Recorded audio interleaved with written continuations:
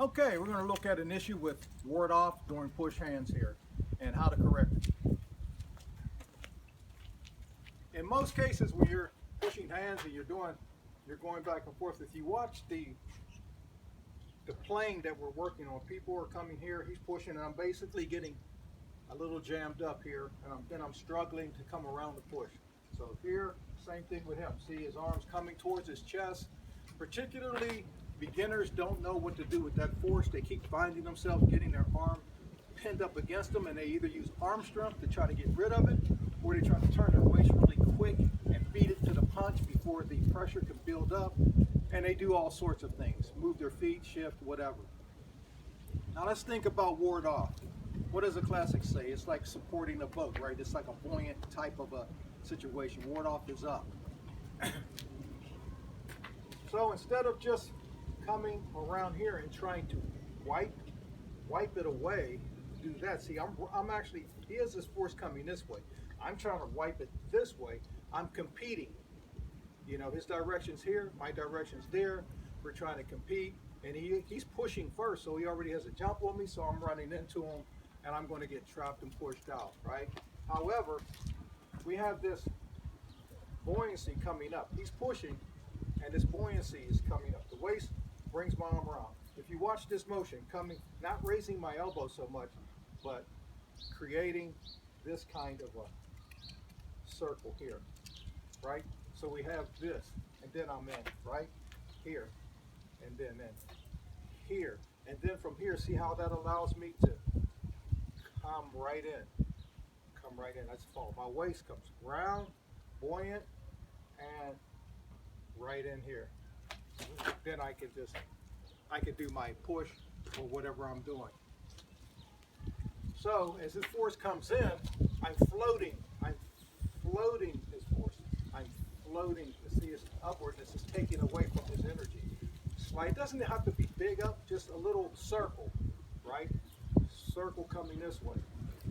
Circle up, around, and then I just fall in, right? What is it Yan Chun Fu says in Touchtone Classics? He says, push looks as if you're going to topple, right?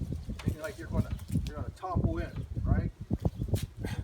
Come here, here, and here. This allows me to put all of my self behind this, also using the ground strength, but using the front leg as a brake. I don't fall. I don't get over my footprint. I don't fall in. So up here, and as if I'm going to topple. See all of this. Now he's a big guy, but he has to contend with all of me falling in here and using all of that, right? So here and here. And there's quite a bit of buildup of power that's generated from that movement. But the important part is it keeps this from happening. You getting jammed up against yourself and having to fight, compete, or figure out how to get this arm out and how to stop this direction of energy flow from overtaking your center. Because that seems to be the biggest problem people have push hands. They have this battle going on. Here, shove, how to get it out of the way, how to shove back, how to get it out of the way. Here, how to get it out of the way, shove, get it out of the way. And this constant, ongoing competition of going back and forth and fighting against oneself. When he pushes directly in at me and I try to come across, and I'm actually fighting with myself because I'm pinned against myself. This way you don't pin against yourself. You use this constant circle generating energy. Tai Chi's all circles, right? And we're going to use that to our advantage. So we just bring it up and around. He doesn't get to put force on us here, right? Just wipe it up and around. Up, float. We float his energy. Float it, and then we in here. Boom. The back leg is definitely dug in good, and we can use our entire body, right? Come in. So we just float his energy here. Float his energy.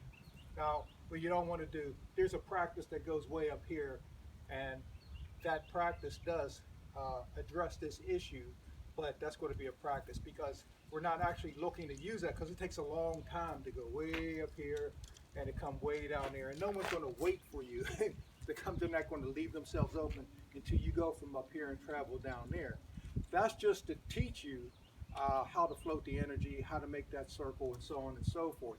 As time goes on, you make that smaller and smaller and smaller, where you're here, right? Here and here, here and here, boom.